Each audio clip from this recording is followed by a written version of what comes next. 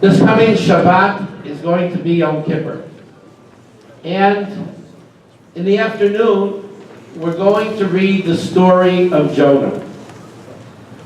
And the story of Jonah is a very famous story. It makes for a lot of beautiful pictures and picture books.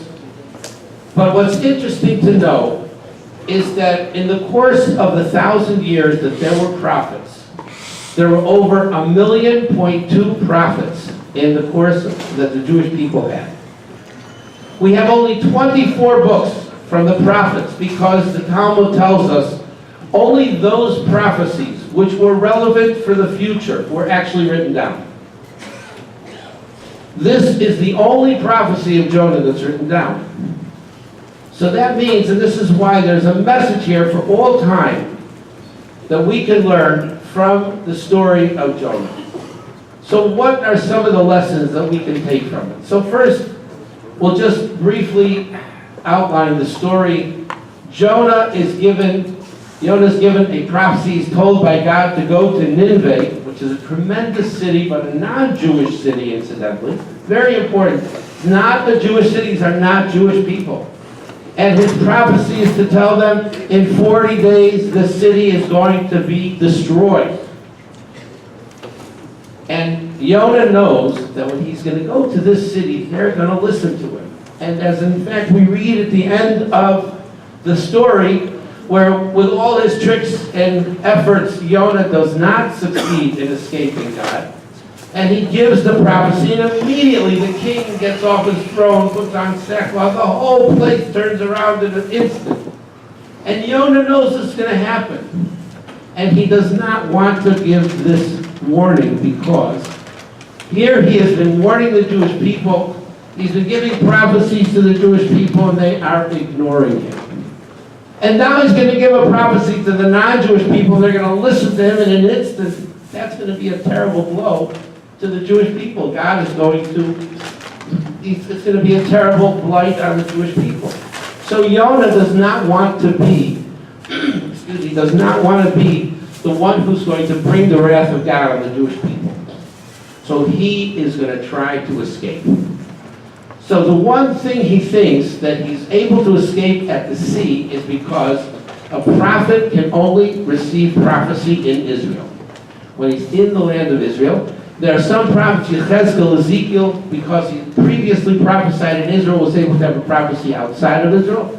But Jonah's thinking was, I will only be able to receive a prophecy in land and not at sea. So if I'm at sea, I will not receive a prophecy. I am exempt from my responsibilities. And that's why he goes on the boat. He pays the fare for the entire boat. And all of a sudden, this boat, and only this boat, the Medrash tells us, is in this tremendous storm. You look beyond the boat, the sea is calm. All the other boats are going happily, merrily along without any issues. So he himself goes down to the bottom of the boat and falls asleep. And the people, all the sailors on the boat and the captain, they're going crazy. It says in the Medrash that each one, they were from 70 different gods, each one had their god with them, and all praying to their god, and nothing's happening. And finally they hit upon Jonah, they come down to the bottom of the boat, and they say, Malach Nirdam, how are you able to sleep at a time like this? This is one of the messages of Jonah. Ben Adam, what Malach Nirdam, how can you sleep at a time like this? The ship is about to sink. There's a terrible storm and you fall asleep. Get up and call to your God. And Jonah tells him, I'm telling you right now, I'm the problem. I am the problem. Throw me in the sea. He wants to get out of it. He says, throw me overboard.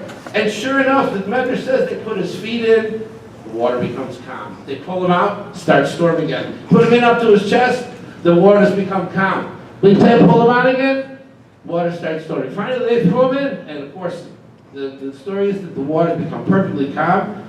And now the rest of the story is that he certainly cannot escape God, and ultimately he is thrown onto the shore, and he does what he was supposed to do, give the prophecy, and Nineveh turns around.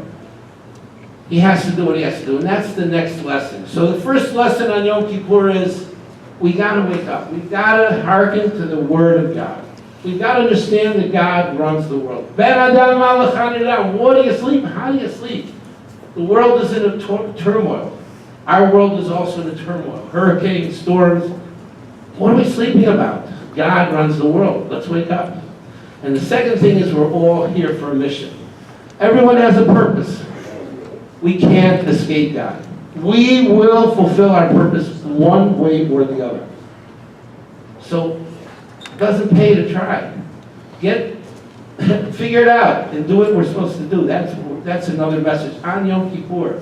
A time when such a holy day that we can think deeply about where we are and who we are. It's a spiritual day. And maybe if we understand the lesson of Jonah, that we have a mission here, we can't escape our goal. We'll accomplish it one way or the other. God will always win. He has all the options.